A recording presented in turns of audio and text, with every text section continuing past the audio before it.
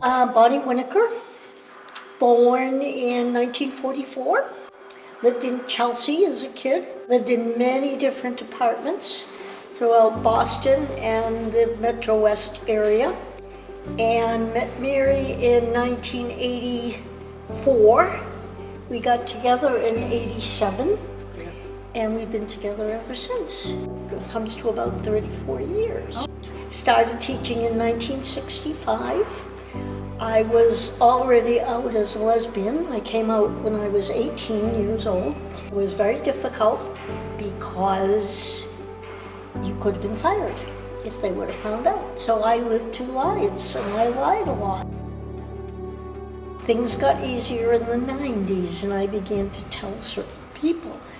But prior to that, from the 60s to the 90s, was very difficult. I love teaching. I love the kids. I love seeing you guys around. It makes me feel like I'm right back. Like she's back teaching. She's off the work.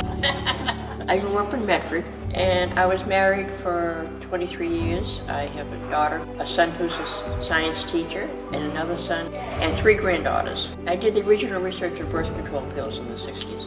Wow. Best job I ever had in my life. Maynard is a wonderful, diverse community.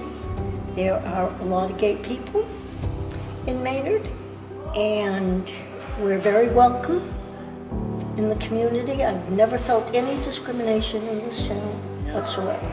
Next question. How did you guys meet? We met at a meeting. It was a group of lesbians actually that were meeting out here in Concord. I don't think I'd ever been out this way in my life, to tell you the truth. The farthest west I ever got. She's a city person.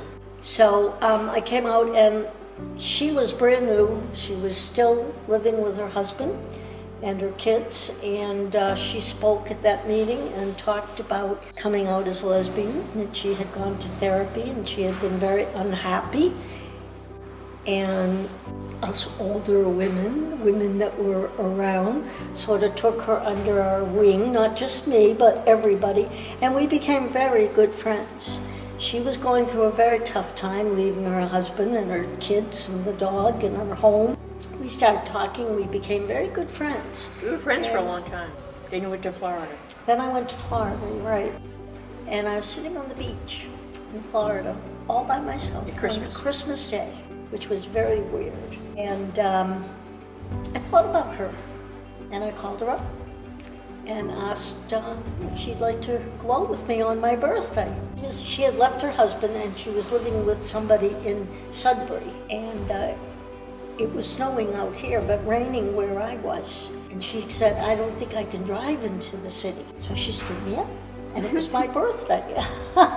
She never forgave me for it. And I had to decide, well, I was hurt. Should I be angry? And I thought, well, she's really a good person. She's really a nice person. So I said, let go of the anger. Try again. And we did. January 17th it was. And the rest is history.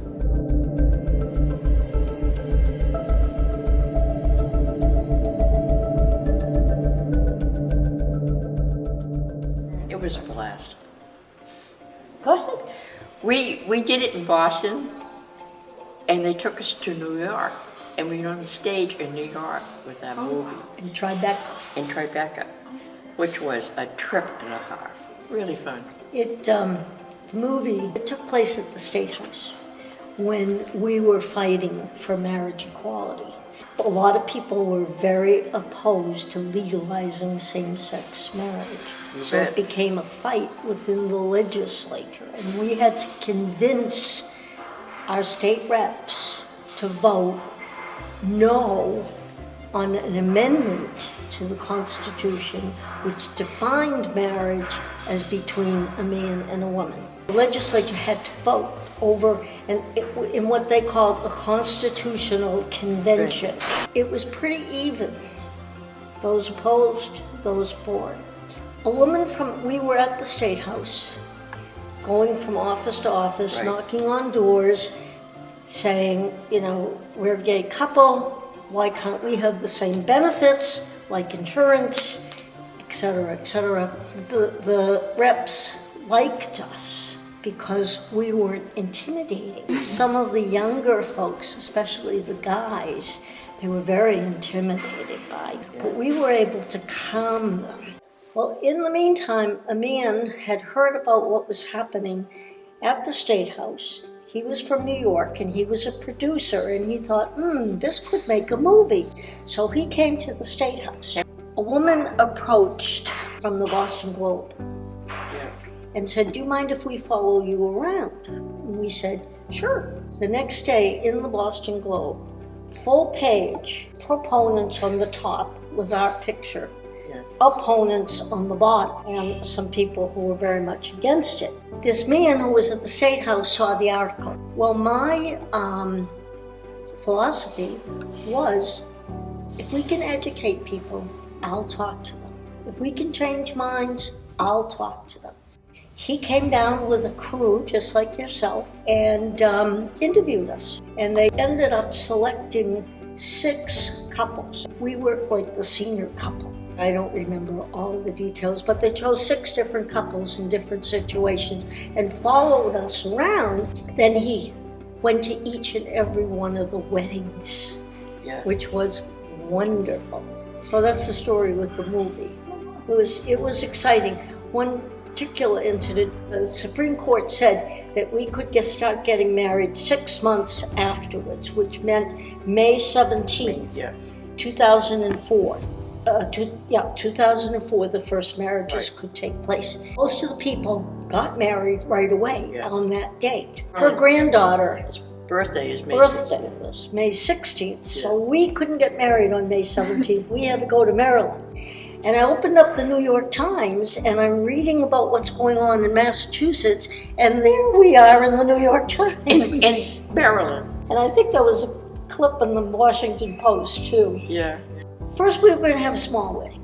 And then I said, no, this is history. We invited the media. We invited over 300 people. It was more like an announcement. We just sent an invitation. If they didn't want to come, if they were uncomfortable, they could easily refuse. We had 230 people at our wedding. We got married in the first parish in Sudbury. So that was the story of our wedding. And it was a very exciting time. We had all of our family there, every one of her siblings, and she came from a very devout Catholic family. This is 2004, and she really didn't think that... I didn't think my sister was going to come. And you're happier today than you were. Absolutely. Oh. Anyway, that's the story of our lives.